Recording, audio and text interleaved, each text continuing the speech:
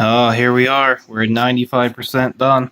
I am running at 100% right now. This is the end of the video I just posted earlier, and holy cow.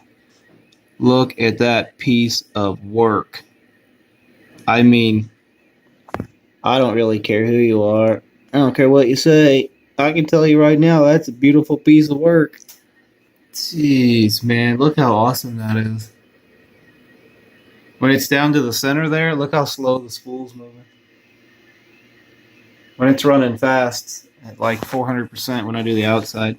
So I have to gradually slow it down, or probably what I'm going to have to do is adjust all the jerk settings, because the jerk settings are jerky, and that's why it's jerking, I think. It's not fluent because it's trying to do these moves rapidly, and it needs to smooth it out. So all is well, though. We'll get it figured out. But holy cow.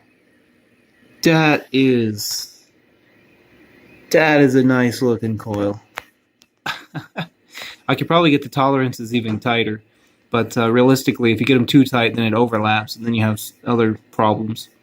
Now look at that thing spin. There's no way I could get that tight of a circle and lay it that well with the follower.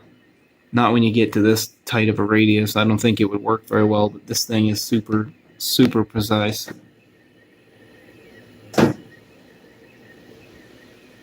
Wow.